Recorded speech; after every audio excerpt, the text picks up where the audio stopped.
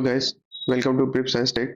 पिछली क्लासेस में हम लोगों ने कवर किया था ओम्स लॉ। ओम्स लॉ के रिगार्डिंग टॉपिक्स हमने कवर कर लिया था, सर्किट डायग्राम देखा था, रेजिस्टेंस पे क्या क्या इफेक्ट आता है, इसका फैक्टर्स देखे थे, कौन कौन से फैक्टर्स होते हैं जिस पर रेजिस्टेंस पे डिपेंड होते हैं। ठीक है, रेजिस्टेंस किन किन फैक्टर पर डिपेंड होता है, ये हमने पिछली क्लासेस में कवर कर लिया था। आज के क्लासेस हम कंटिन्यू करेंगे। आज के क्लासेस में बेसिकली हम क्या देखेंगे, सीरीज सीरीज और पैरेलल सर्किट देखेंगे। पैरेलल सर्किट देखेंगे, इसके न्यूमेरिकल भी सॉल्व करेंगे। दो इससे रिलेटेड जो भी न्यूमेरिकल रहेंगे उन न्यूमेरिकल को सॉल्व करेंगे। तो काफी इन चीजों को ध्यान से देखिए। ओके, तो आज का जो अपना पार्ट है इलेक्ट्रिसिटी का, वो पार्ट 3 है। पार्ट 1 कवर कवर कर लिया है, पार्ट 2 में भी हमने बनाया बनाया ऑलरेडी, अपलोड कर दिया है। आज के क्लासेस में इसके पार्ट 3 कंप्लीट होने के बाद इससे रिलेटेड जितने भी ऑब्जेक्टिव क्वेश्चन जो आते हैं कॉम्पिटिटिव में, उनके प्रॉब्लम सॉल्व करेंगे उसके। ओके, तो हम कंटिन्यू करते हैं आज की।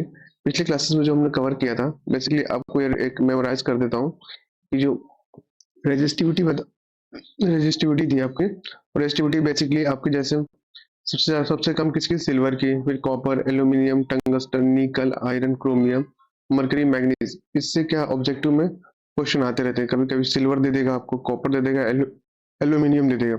इसमें से पूछेगा कि सबसे कम रेजिस्टिविटी किसकी है, या टंगस्टन दे देगा, निकल दे देगा, आयरन दे देगा। तो इसमें से पूछ लेगा कि सबसे रेजिस्टिविटी कम हो, या फिर एलॉय एलॉय में से पूछ लेगा।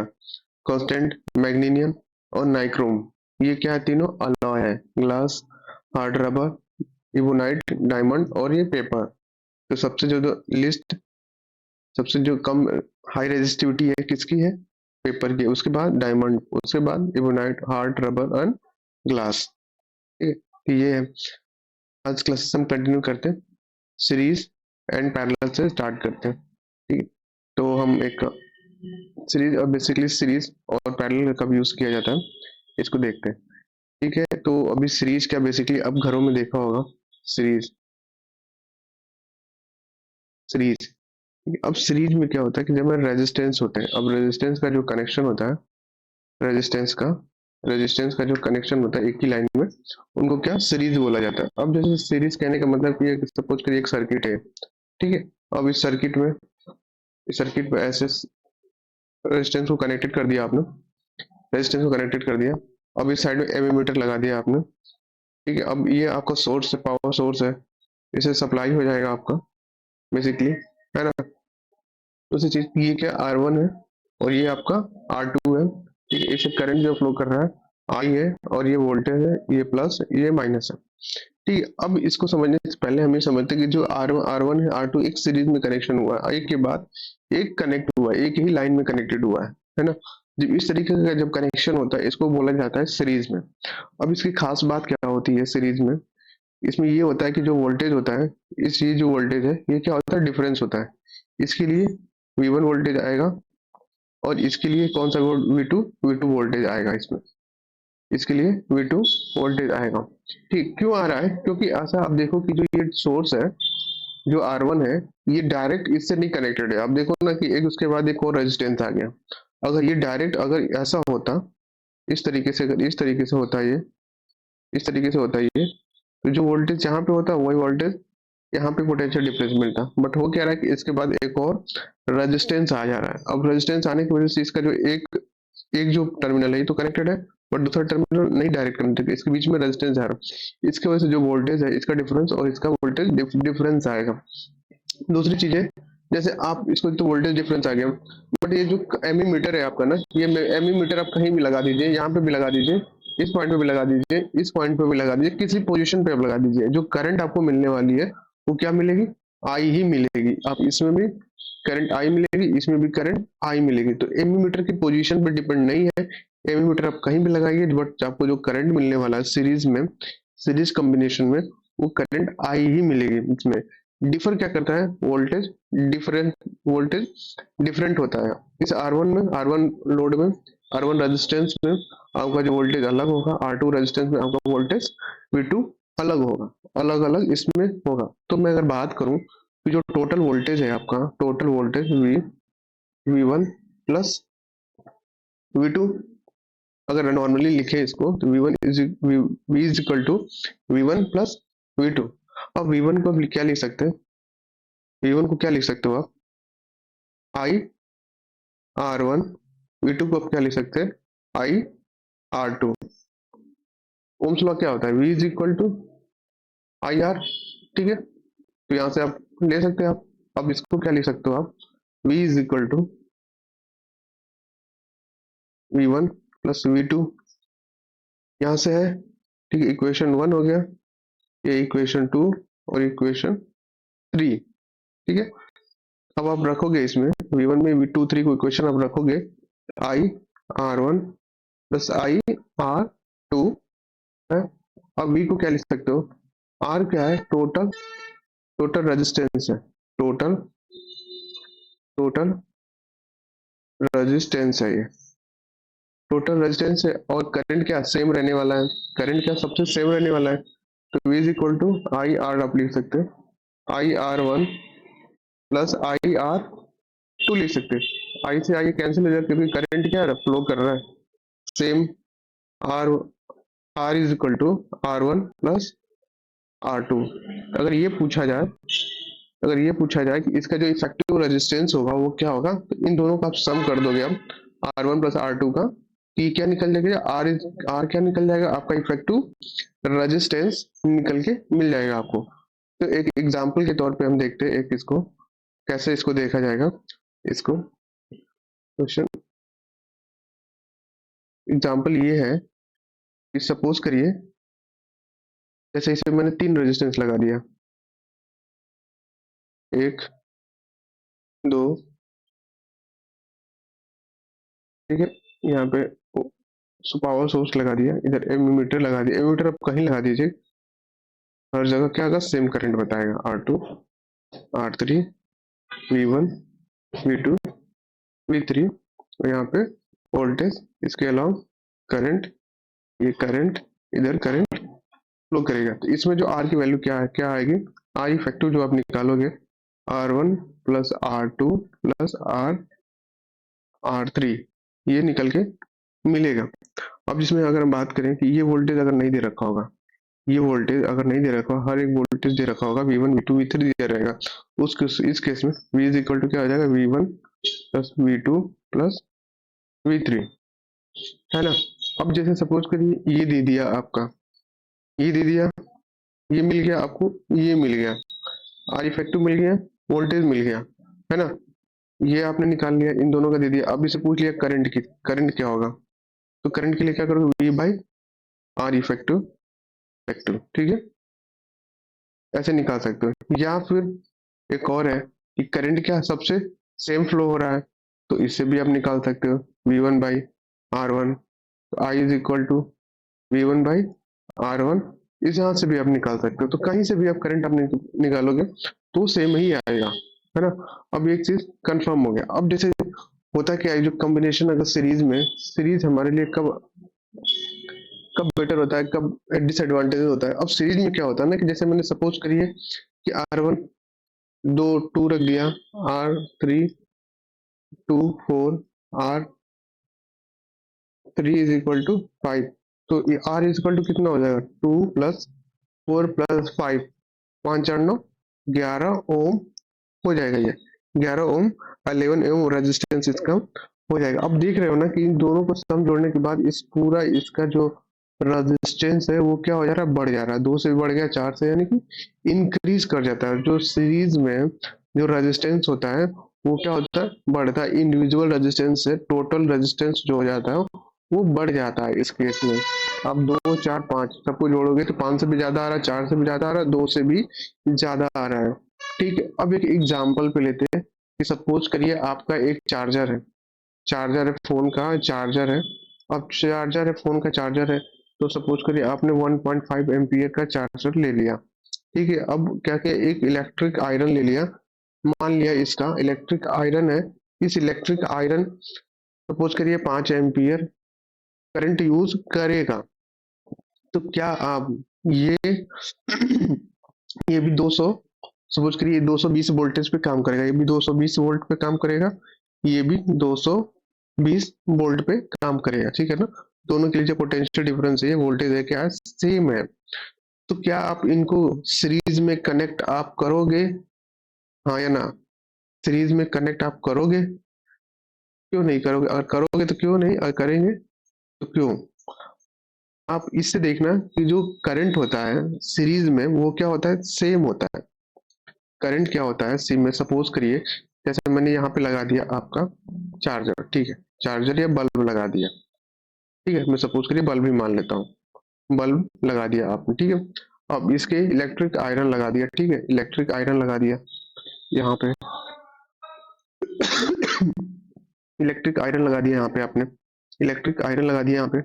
दूसरी, इससे जो करंट आप निकलेगा, करंट क्या होगा, दोनों सब इसके अलोंग, सपोज करिए इसका R1 रेजिस्टेंस है और इसका सपोज करिए R2 रेजिस्टेंस है। यहाँ पे एमीमीटर आपने लगाया, जब एमीमीटर से आपने मेजर किया, सपोज करिए आप जो यहाँ पे एमीमीटर आया मतलब करंट आया, सपोज करिए 4 एम्पियर आया, है ना।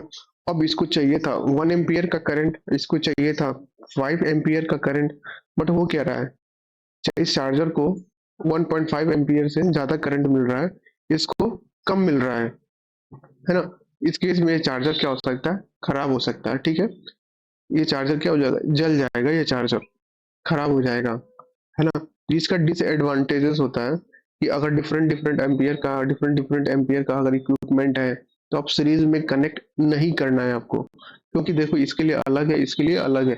इसके लिए आप क्या कर सकते हो, बेसिकली आप पैरेलल कॉम्बिनेशन करने के, पैरेलल कॉम्बिनेशन में क्या होता है, करंट अलग अलग सबके लिए होता है और पोटेंशियल डिफरेंस क्या होता है, सेम होता है।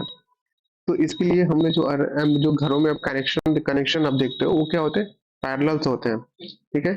यहाँ से इस एग्जांपल से आप अच्छी तरीके से समझ गए होंगे कि हमें क्यों इसका और इसका अलग अलग या पैरेलल कॉम्बिनेशन में किया जाता है, क्योंकि दोनों का जो एम्पीयर है वो अलग अलग है ना।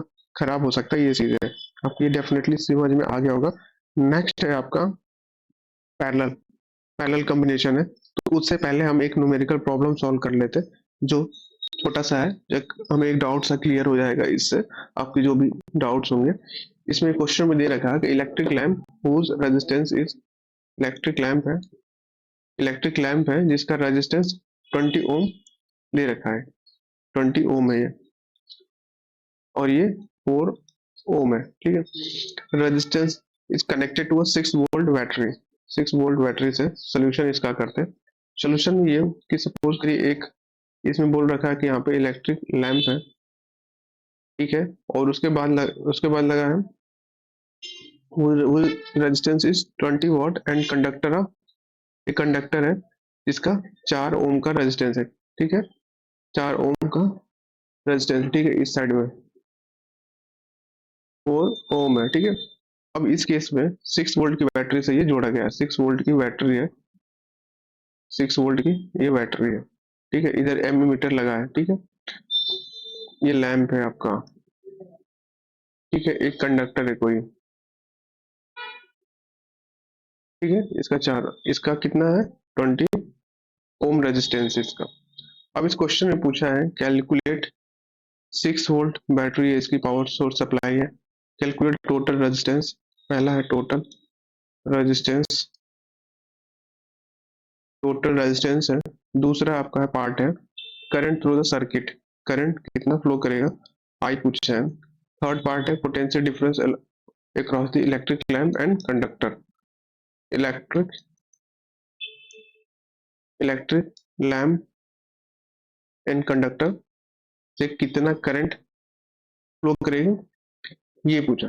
तो पहला पार्ट है अपना टोटल रेजिस्टेंस है, तो आर हो जाएगा आपका, R R is equal to 20 ohm plus 4 ohm, हमने पढ़ा है आर वन प्लस R2 होता है, तो आर इफेक्टिव टोटल क्या होगा,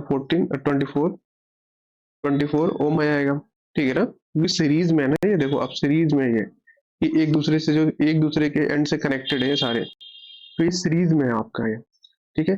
दूसरा पार्ट पूछा है करंट कितना फ्लो कर रहा है, ठीक है। तो अब करंट आप किसी से एक से भी अब निकाल सकते हो, दूसरा पार्ट क्या है, करंट है। अब करंट क्या है, V बाई आर, इससे भी आप निकाल सकते हो, आप यहाँ से भी आप निकाल सकते हो क्योंकि इसका भी रेजिस्टेंस पता है आपको, ठीक है, यहाँ से भी निकाल सकते हो।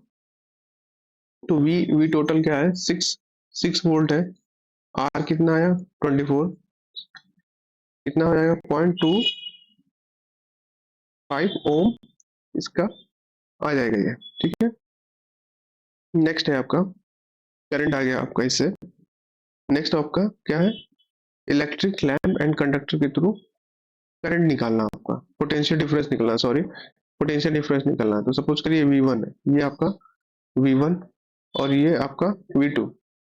तो V1 आई R1, करंट कितना है 0.25, R1 कितना है 20 ओम,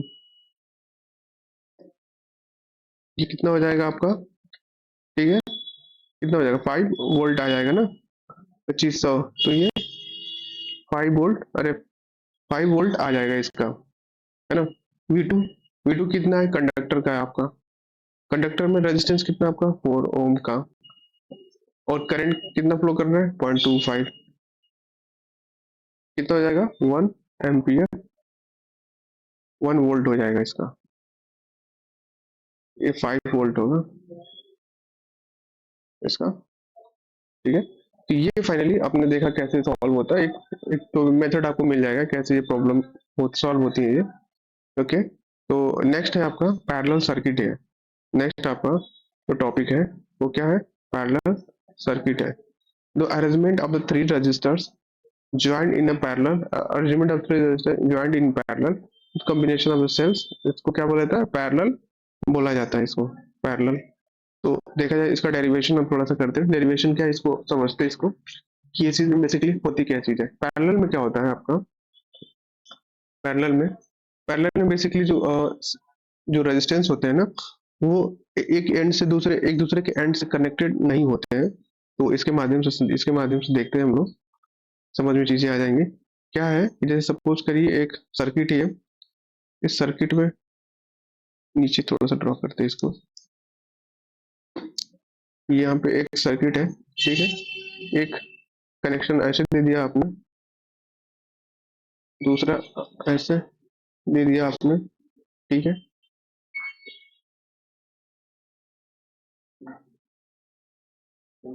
ये क्या वोल्टेज पोटेंशियल डिफरेंस है, ठीक है, सोर्स है, ठीक है, R1, ये R2, वन एंड पे कनेक्टेड है, इसके अलोंग आप देख रहे हो, इसके अलोंग ये पोटेंशियल डिफरेंस है वो क्या है, V है।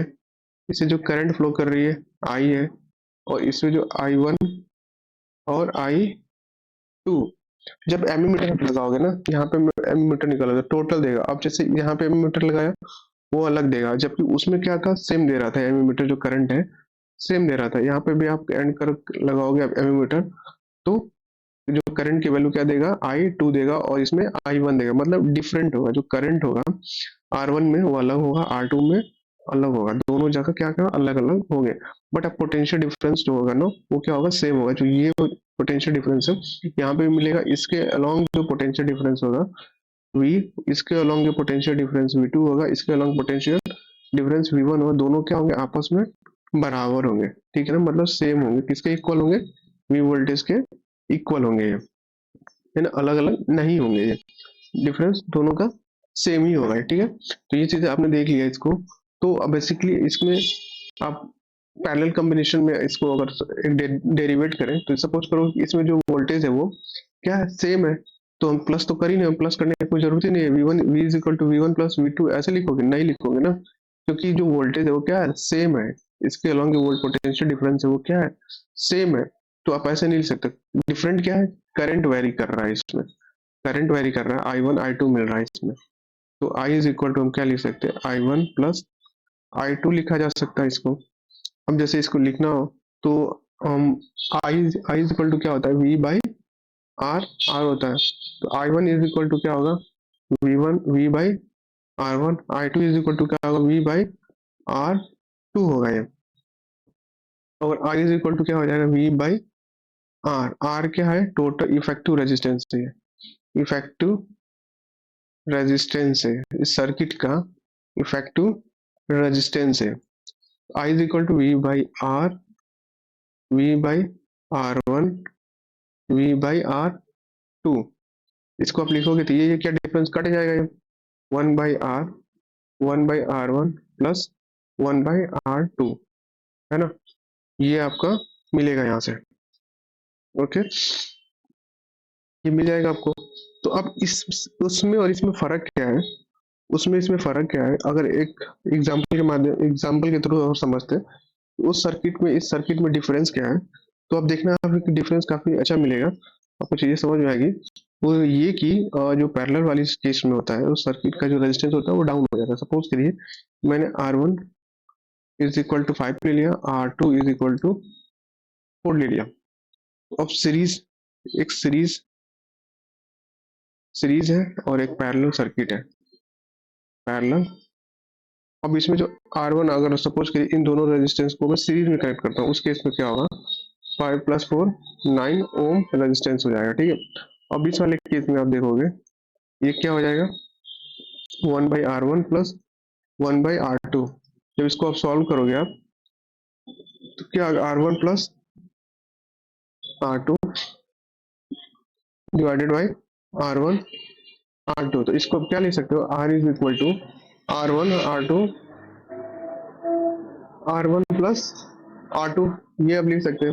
तो ये कितना, R1 कितना है, 5 ओम है, ये 4 ओम है, नीचे कितना है, 5 + 4 29, 9 9 दूना के 18, सपोज करिए 9 9 दूना के 18 2, तो 2 लमसम 2.2 आ गया। अब देखो कि यहाँ पे जो रेजिस्टेंस है पूरे सर्किट का इंक्रीज कर गया और यहाँ पे ओवरऑल डाउन कर गया।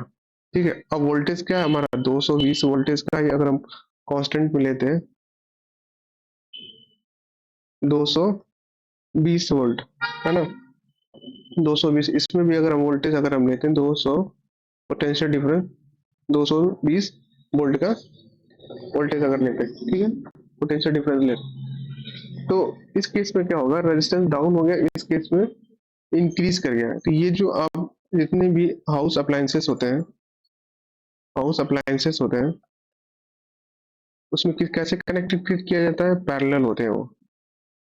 पैरेलल जितनी भी आपकी घरों में सर्किटें होती हैं कैसे होती हैं, पैरेलल होते हैं, क्योंकि उनको एक करंट जो है, क्या हर एक अप्लायंसेस का अपना अपना करंट होता है। कोई एक 1 एम्पियर के लिए, कोई 2 एम्पियर, 3 एम्पियर, 5 एम्पियर, सबके लिए अलग अलग रहता है। इसीलिए इनका जो यूज किया जाता है वो पैरेलल में मिलता है आपको।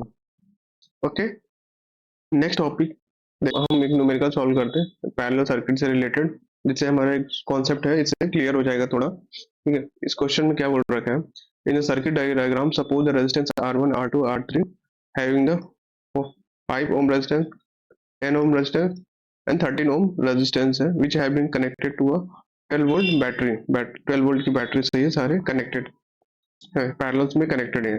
तो पैरेलल्स में कहने का मतलब ये हुआ, ये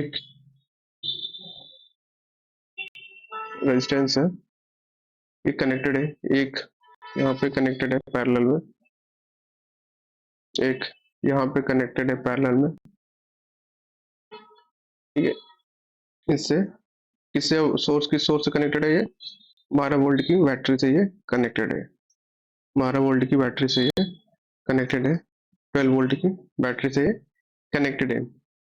ये R1 आप सपोज कर लीजिए, ये R2 और ये R3, है ना। तो सबसे पहले जो इसमें क्वेश्चन में पूछा गया, current through the each resistor, हर एक रजिस्टर के थ्रू करंट क्या होगा, ये क्वेश्चन में बेसिकली आपसे पूछा गया। तो जो पैरेलल में ईच रजिस्टर से आपको क्या निकालना है, करंट निकालना है, ईच